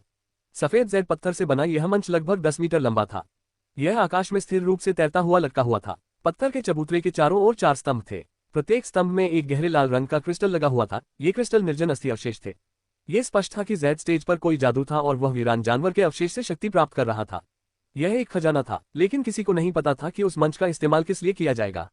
झांग टैन जेड के मंच पर खड़े होकर बोले, जब कोई योद्धा मार्शल आर्ट का अभ्यास करता है तो उसे अपनी विरासत को स्वीकार करना पड़ता है। विरासत में साधना तकनीकें, गति तकनीकें, रहस्यमयी तकनीकें, आत्मा साधना तकनीकें, युद्ध तकनीकें और कई अन्य तकनीकें शामिल हैं। इनमें सबसे बुनियादी है साधना तकनीक। यही आपकी साधना की प्रगति को तुरंत निर्धारित करेगी। यही तय करेगी कि आप नश्वर रक्त स्तर से आगे निकल पाएंगे या भविष्य में बैंगनी रक्त स्तर से भी आगे निकल पाएंगे। तुम्हारी मार्शल आर्ट अभी शुरुआती दौर में है। मैं तुम्हारी आध्यात्मिक साधना और अभ्यास तकनीकों का परीक्षण करूंगा, जो सबसे बुनियादी चीजें हैं। यही तुम्हारे भविष्य की सफलता तय करेगी, इसलिए अपना सर्वश्रेष्ठ प्रदर्शन करो। अब आप सभी इस सफेद जैड पत्थर के मंच पर आएं और अपने द्वारा अभ्यास की गई साधना तकनीक का सार्वजनिक प्रदर्शन करें। साथ ही अपनी आयु भी बताएं, मैं आपको अंक दूंगा। ये सफेद जैड पत्थर जिन लॉन्ग वेई के कुलीन वर्ग द्वारा प्रयुक्त एक साधना रत्न है।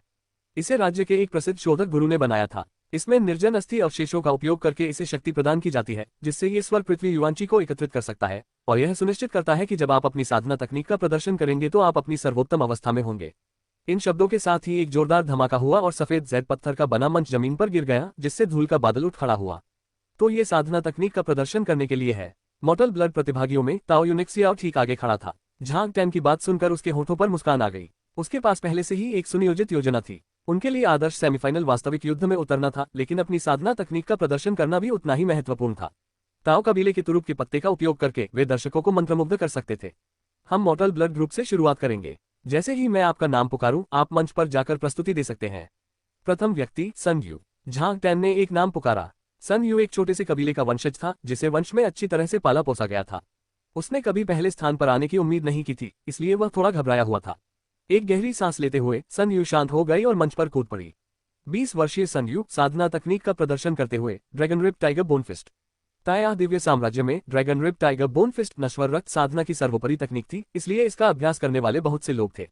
इसके अलावा ड्रैगन रिप टाइगर बोनफिस्ट एक उच्च श्रेणी की तकनीक और एक महान साधना तकनीक थी। दुर्भाग्यवश सन यू एक छोटे से कबीले में पैदा हुए थे। विशाल वन क्षेत्र में रहने वाले इस छोटे कबीले का मध्य क्षेत्रों से बहुत कम संपर्क था, इसलिए सन यू की ड्रैगन रिप टाइगर बोनफिस्ट जो उन्हें ताओ कबीले से मिली थी, अपूर्ण थी। ये याओ युआन से शिक्षा प्राप्त करने वाले लियान चेंग यू की तुलना में फीकी पड़ गई। इस प्रकार सन यू का प्रदर्शन औसत दर्जे का था और वह ड्रैगन रिप टाइगर बोनफिस्ट की पूरी शक्ति का प्रदर्शन नहीं कर सका। उसकी नसें और हड्डियां केवल हल्की सी आवाज ही निकाल पा रही थीं, जो ड्रैगन रिप टाइगर बोनफिस्ट के स्तर से बहुत दूर थी। ताओ यूनिक्सियाओ ने उपहास किया। उसे साधना के इस स्तर से कोई फर्क नहीं पड़ता था। अगला नंबर झू कांग का है। सन यू के प्रदर्शन पर झांग टैन की प्रतिक्रिया भावहीन थी। ऐसा लग रहा था मानो उसने प्रदर्शन देखा ही न हो। सन यू के मंच से जाने के बाद झांग टैन ने तुरंत दूसरे का नाम पुकारा।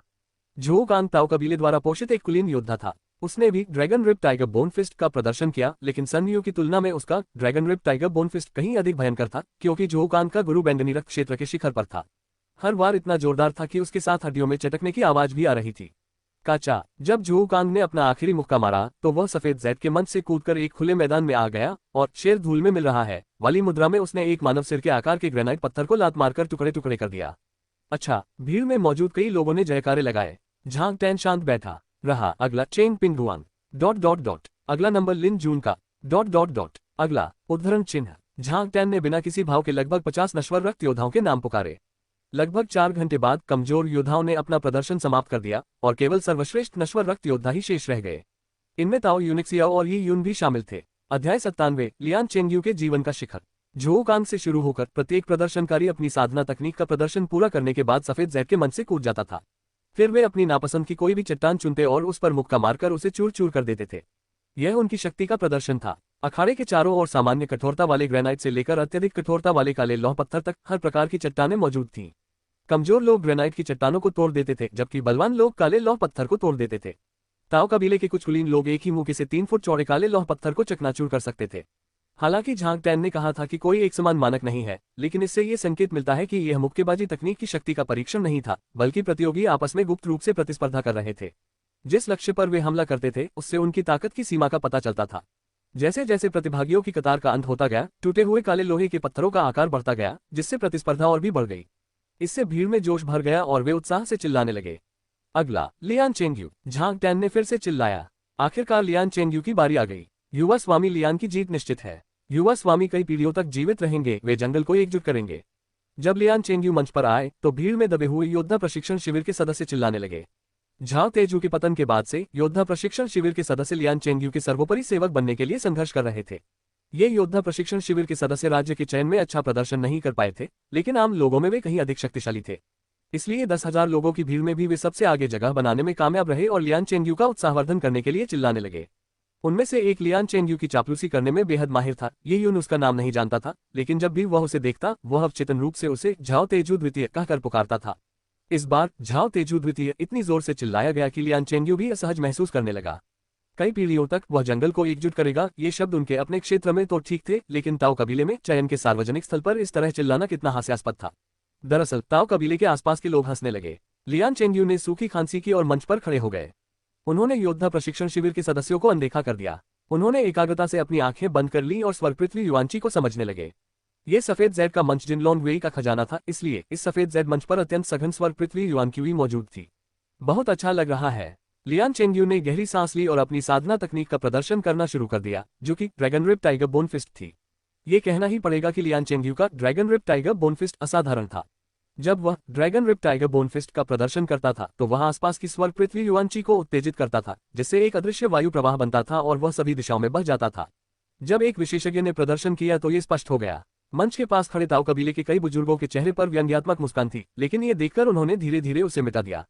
आखिरकार एक छोटे से कबीले में पले बड़े लियान चेंग्यू के लिए इस मुकाम तक पहुंचना एक प्रतिभा ही मानी जा सकती है।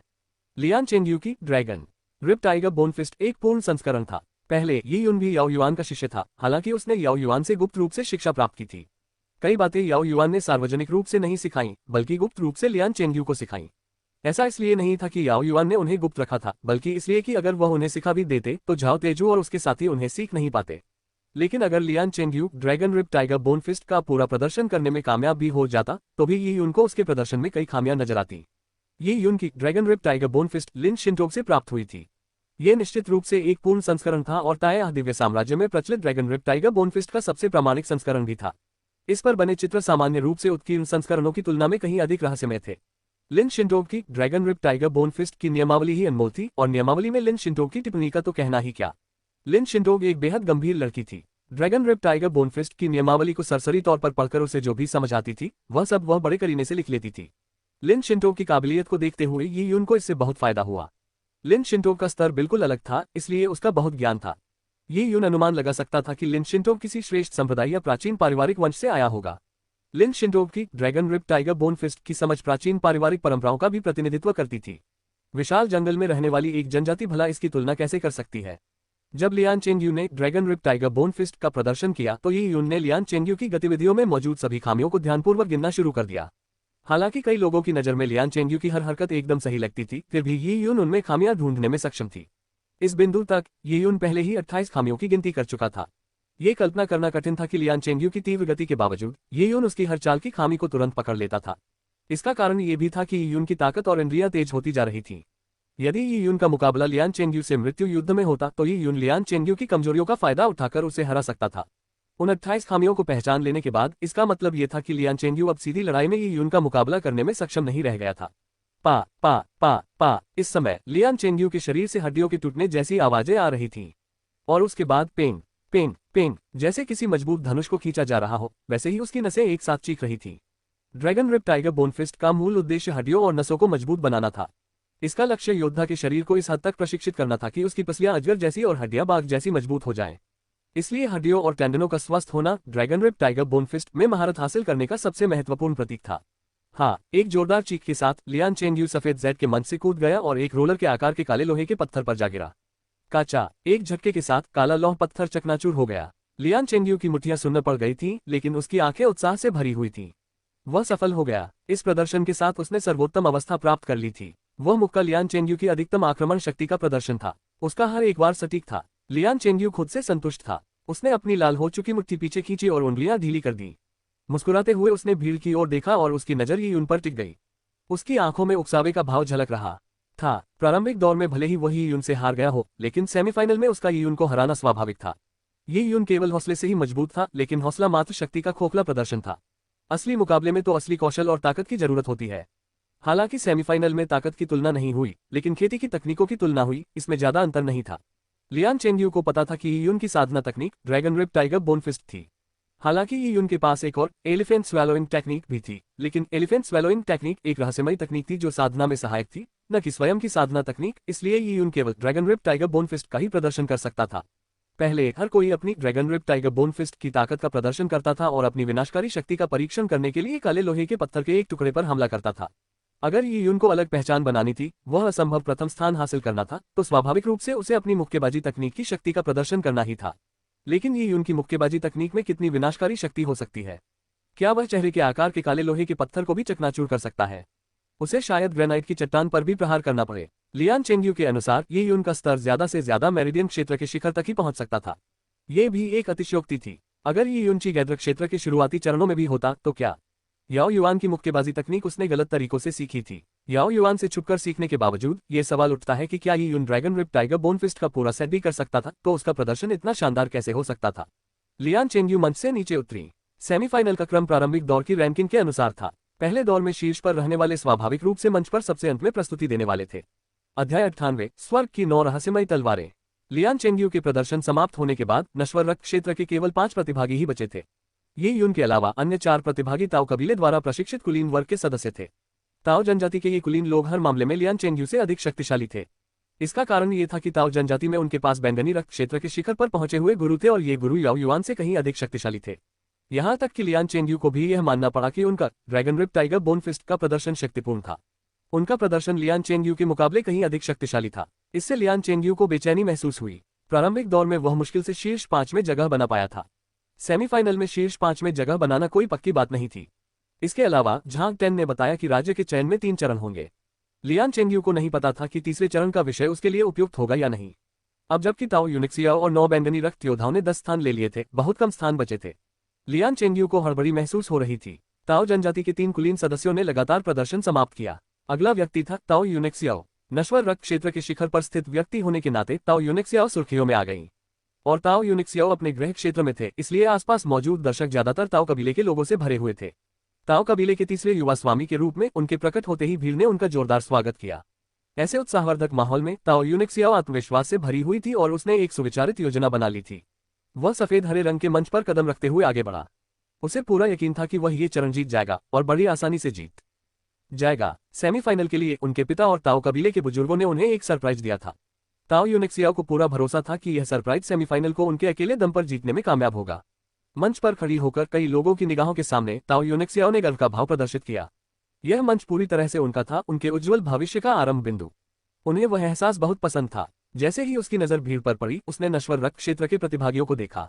ताओ यूनिक्सियाओ के होठों पर मुस्कान आ गई। जहां तक ये उनकी बात है, उसने अब उसे नजरअंदाज कर दिया।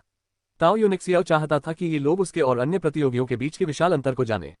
वह चाहता था कि वे जाने कि कुएं के मेढक की तरह होने का क्या मतलब होता है। ताओ यूनिक्सियाओ ने हाथ हिलाया और एक बुजुर्ग व्यक्ति रेशम में लिपटी एक लंबी वस्तु को दोनों हाथों में पकड़े हुए आगे आया और उसे ताओ यूनिक्सियाओ को सौंप दिया।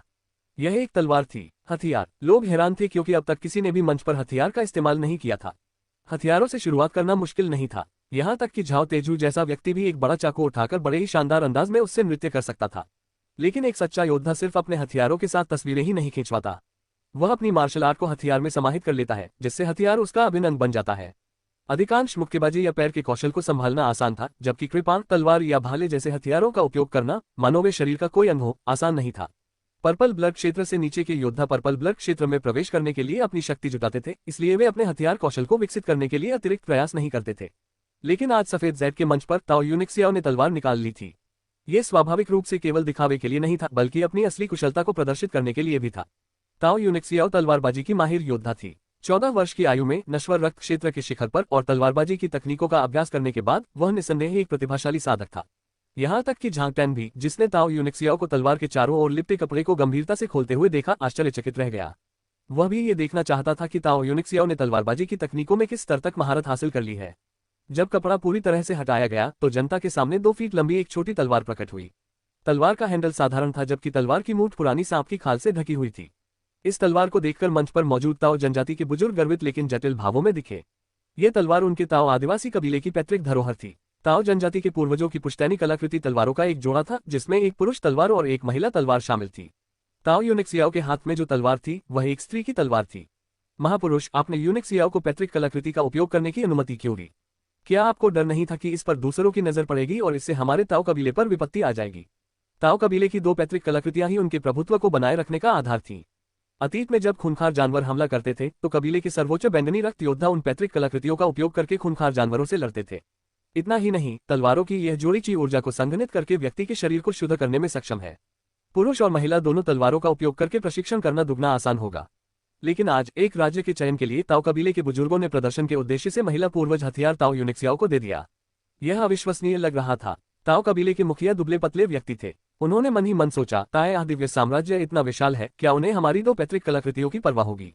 हमारी पैतृक कलाकृति का खुलासा करने से मुसीबत तो खड़ी हो सकती है, लेकिन अगर हम अपना रहस्य छुपाए रखें और हमारे सामने आने वाली चुनौतियों का सामना न करें तो अंततः हमारा ताओ कबीला नष्ट हो जाएगा। अब समय आ गया है कि हम अपनी ताकत और बुनियाद दिखाएं। इस राज्य का चुनाव अपनी क्षमता दिखाने का सबसे अच्छा मौका है। हम हमेशा के लिए इस बंजर वीरान इलाके में नहीं रह सकते।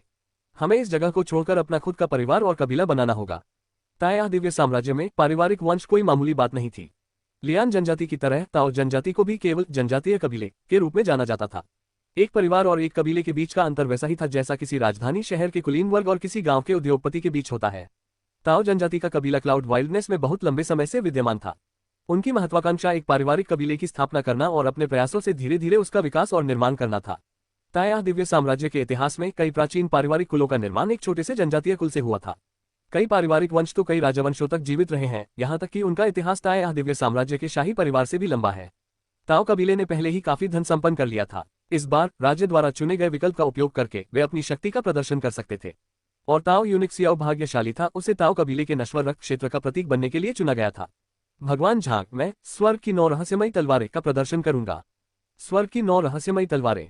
आम लोगों ने ऐसी साधना तकनीक के बारे में कभी नहीं सुना था, लेकिन लियान चेंगयू जैसे व्यक्ति के लिए जिसे मार्शल आर्ट का अनुभव था, वह जानता था कि स्वर्ग की 9 रहस्यमयी तलवारें क्या थीं। यह एक ऐसी साधना तकनीक थी जिसमें 9 तलवारों की चालों का उपयोग करके पूरे शरीर की मांसपेशियों और कंकाल प्रणाली को विकसित किया जाता था। ये dragon rip tiger bone fist के समान ही कार्य करती थी, लेकिन एक अलग तरीके से। ये dragon rip tiger bone fist की पूरक भी थी और इसके विपरीत भी। चूंकि ताओ यूनिक्सियाओ ने स्वर्ग की 9 रहस्यमयी तलवारें सीखी थीं, इसलिए स्वाभाविक रूप से उन्होंने dragon rip tiger bone fist भी सीखी होगी। उन्होंने स्वयं 2 साधना तकनीकें सीखी। इससे लियान चेंगयू भावुक हो गया। ताओ कबीले जैसी इतनी बड़ी जनजाति वाकई अलग थी। यही उनकी विरासत का अंतर था। ये जानना महत्वपूर्ण है कि स्वर्ग की 9 रहस्यमयी तलवारें व्यापक रूप से प्रचलित नहीं थीं। कुछ गुटों ने इसे छिपा रखा था, इसलिए इसकी विधि प्राप्त करना आसान नहीं था। स्वर्ग की 9 रहस्यमयी तलवारें सीखने के लिए तलवार का प्रयोग करना आवश्यक था, जिससे इसे सीखना और भी कठिन हो जाता था। ताओ जनजाति के पास उनकी पैतृक कलाकृतियां स्त्री पुरुष तलवारें थीं।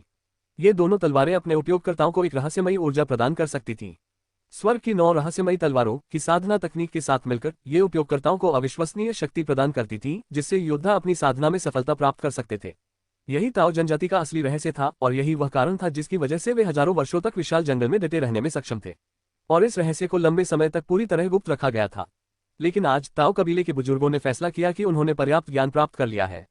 अब अपनी ताकत दिखाने और विकास की शुरुआत करने का समय आ गया था। अध्याय 99 ये यून मंच पर जाती है। स्वर्ग की 9 रहस्यमयी तलवारें। झांग टेन थोड़ा हैरान हुआ। उसने पहले ताओ कबीले को नीचा समझा था। यह अविश्वसनीय था कि विशाल जंगल में रहने वाले एक छोटे से कबीले के पास ऐसी कोई चीज हो सकती है। ठीक है, मुझे अपनी तलवारबाजी का हुनर दिखाओ। झांग टेन की बात सुनकर ताओ यूनिक्सियाओ को हौसला मिला और उसका आत्मविश्वास बढ़ गया। ताओ यूनिक्सियाओ ने अपनी तलवार घुमानी शुरू की और तलवार की किरणें तेजी से एक शानदार प्रकाश शो में बदल गईं। स्वर्ग की 9 रहस्यमयी तलवारों की तलवारबाजी की चालें बहुत ही सुंदर थीं। ड्रैगन रिप टाइगर बोनफिस्ट एक शीर्ष साधना तकनीक हो सकती है, लेकिन केवल चालों की सुंदरता की तुलना करें तो ड्रैगन रिप टाइगर बोनफिस्ट की तुलना स्वर्ग की 9 रहस्यमय तलवारों से नहीं की जा सकती। स्वर्ग की 9 रहस्यमयी तलवारों की हर चाल और हर मुद्रा कला के समान थी, और ये शानदार दिखने वाले व्यायाम साधक के शरीर के हर हिस्से को प्रशिक्षित कर सकते हैं। सांस छोड़ने के साथ साथ ऊर्जा साधक के अंगों में प्रवेश कर सकती है, जिससे उनके अंग और रक्त मजबूत होते हैं। स्वर्ग की 9 रहस्यमयी तलवारें एक साधना तकनीक थी जो अंगों को मजबूत करने पर केंद्रित थी, जबकि ड्रैगन रिप टाइगर बोनफिस्ट का उपयोग मांसपेशियों और नसों को मजबूत करने के लिए किया जाता था। इस प्रकार वे एक दूसरे के पूरक थे। दोनों कृषि तकनीकों को एक साथ अपनाने से अधिक दक्षता प्राप्त हुई। ताओ यूनिक्सियाओ भले ही अहंकारी हो, लेकिन उसके पास अहंकार करने के साधन थे। उसके हाथ में मौजूद तलवार मानो जीवित हो उठी थी। 2 फीट लंबी यह महिला तलवार वास्तव में एक अनमोल तलवार थी। जब वह तलवार घुमाता था तो तलवार के शरीर से ऐसी आवाजें निकलती थीं मानो किसी अजगर या बाघ की दहाड़ हो। ताओ यूनिक्सियाओ अपनी तलवारबाजी में पूरी तरह मग्न था। हालांकि वह तलवार के साथ एकात्म नहीं हो सकता था, लेकिन वह अपनी मानसिक शक्ति को तलवार में समाहित कर सकता था, जिससे तलवार उसके हाथ का ही एक हिस्सा बन जाती थी। बस जैसे जैसे स्त्री तलवार की ध्वनि और अधिक आक्रामक होती गई, वह धीमी गूंज से एक स्पष्ट भनभनाहट में बदल गई। वह ताओ यूनिक्सियाओ के साथ एक हो गई थी, जिससे एक अवर्णनीय शक्ति का निर्माण हुआ। जब यह आभा अपने चरम पर पहुंची तो हवा में एक तीखी आवाज सुनाई दी। वाह! महिला तलवार से एक जबरदस्त बल के साथ एक दृश्यमान वायु तरंग उत्सर्जित हुई। ताओ यूनिक्सियाओ से 10 फीट की दूरी पर एक वॉशबेसिन के आकार का काले लोहे के पत्थर का एक टुकड़ा हवा में उछला और फिर चकनाचूर हो गया। ये देखकर दर्शक खुशी से चिल्ला उठे। तलवार की ऊर्जा! झांग टैन की भौहें तन गईं। तलवार में ऊर्जा डालकर और उसकी तीक्ष्णता का उपयोग करके जब कोई योद्धा प्रहार करता है तो उससे निकलने वाली ऊर्जा को तलवार की ऊर्जा कहा जाता है। बहुत कम नश्वर रक्त योद्धा तलवार चलाना जानते थे, इसलिए तलवार की ऊर्जा को मुक्त कर पाना और भी दुर्लभ था। ताओ यूनिक्सियाओ का इस स्तर तक पहुंचना इस बात का प्रमाण था कि उनमें तलवारबाजी की प्रतिभा थी। ताओ यूनिक्सियाओ ने अपनी तलवार म्यान में नहीं डाली, बल्कि बड़े बड़े कदम बढ़ाते हुए आगे बढ़ा। वह हवा में उड़ते हुए पत्थर का पीछा कर रहा था। उसकी तलवार के वार हिमपात के समान थे।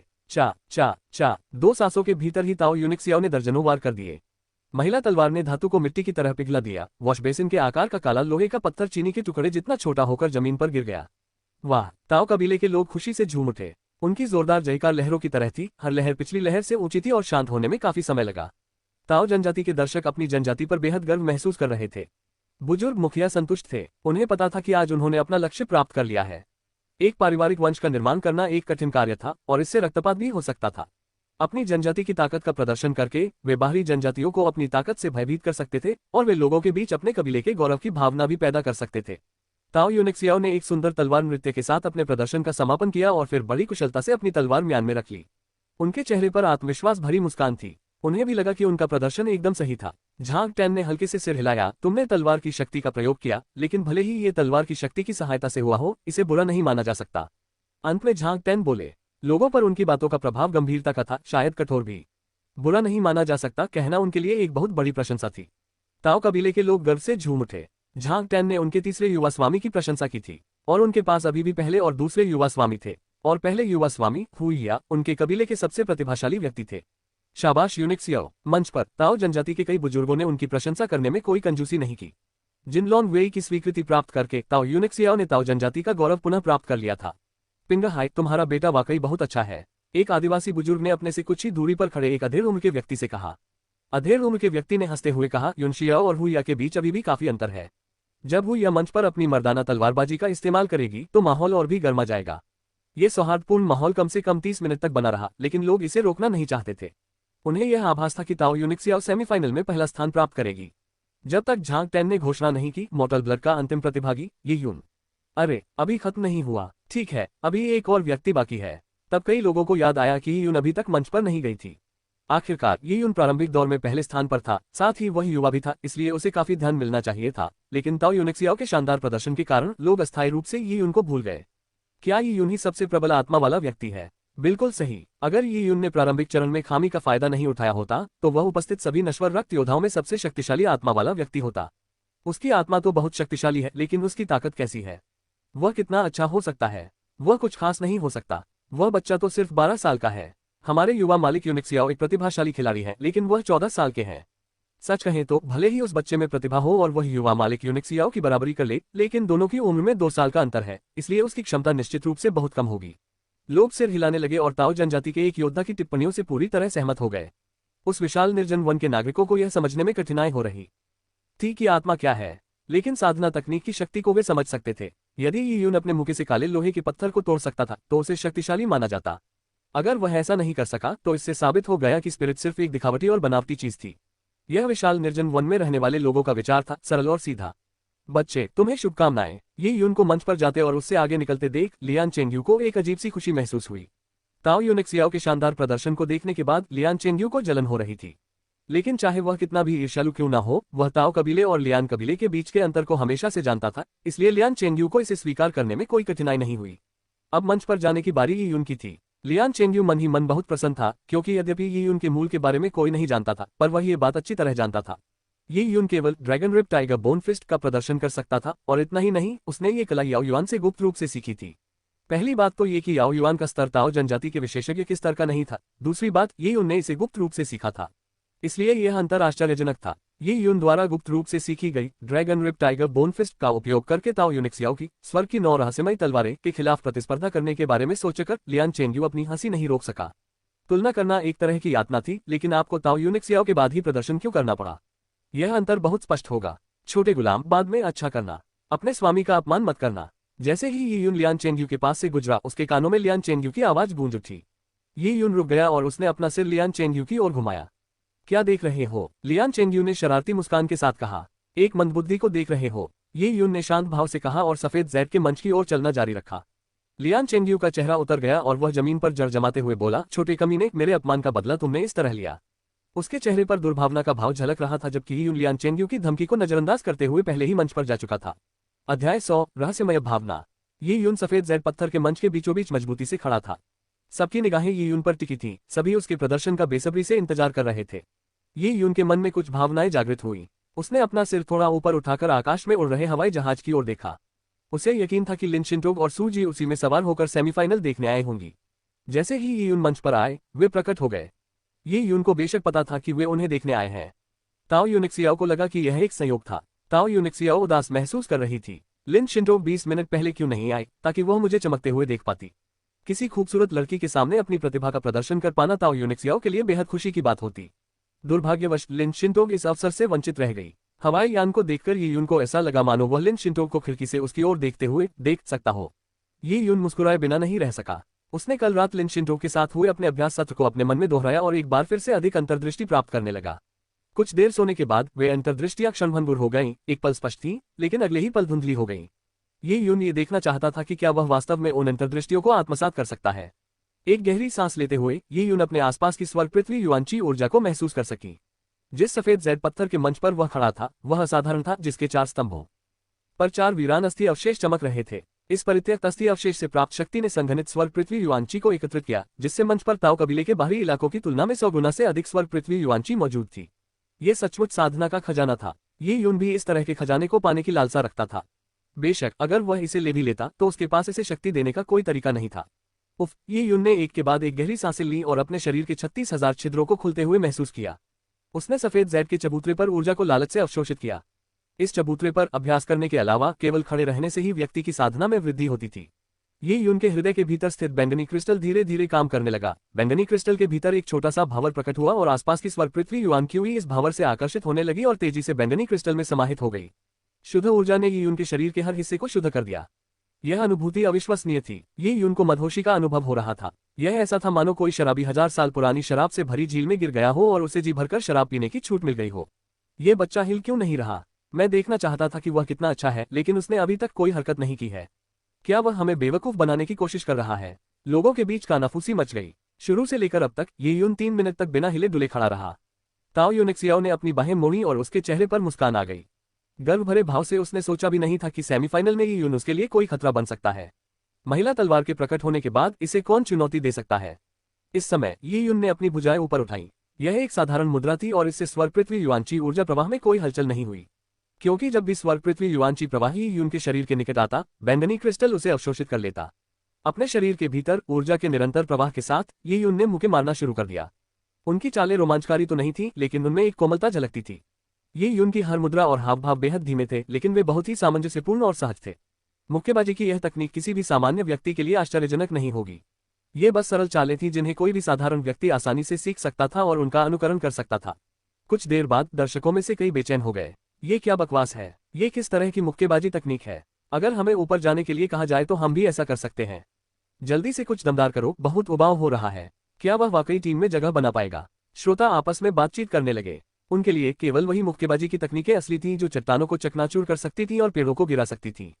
यहाँ तक कि कई योद्धा भी यही मानते थे। यी यून शायद ताओ यूनिक्सियाओ के करीब भी न पहुंच पाए, लेकिन प्रारंभिक दौर में प्रथम स्थान पर रहने के कारण उसे कम से कम कुछ काले लोहे के पत्थरों को तो तोड़ना ही चाहिए।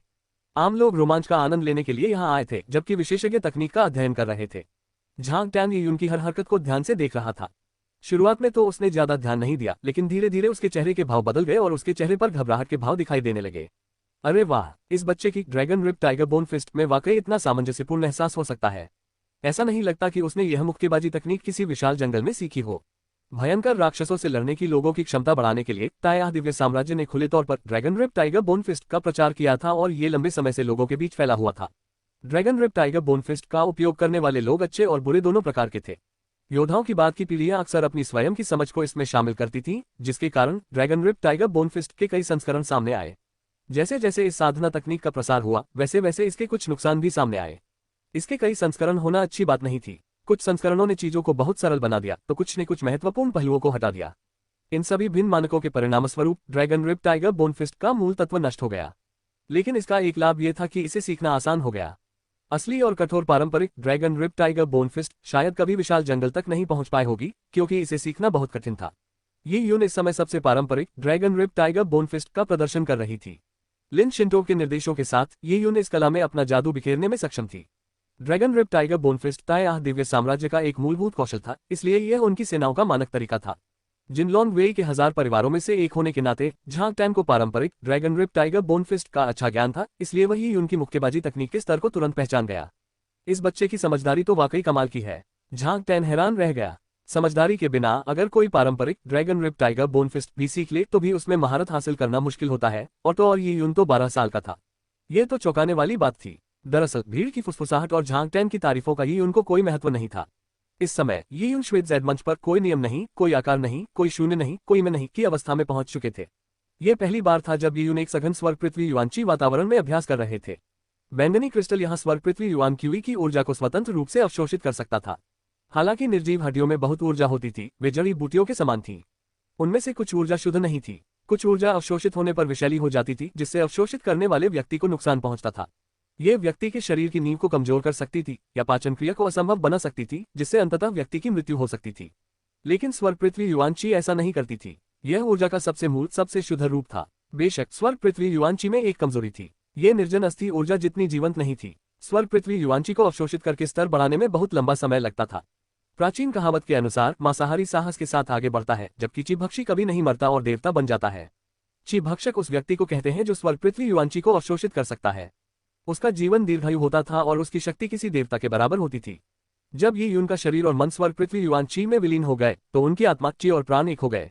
उस क्षणभंगुर अवस्था में उन्हें ऐसा लगा मानो वे ड्रैगन रिप टाइगर बोनफिस्ट के निर्माता को स्पर्श कर सकते हैं और उनकी विरासत का सच्चा अर्थ प्राप्त कर सकते हैं।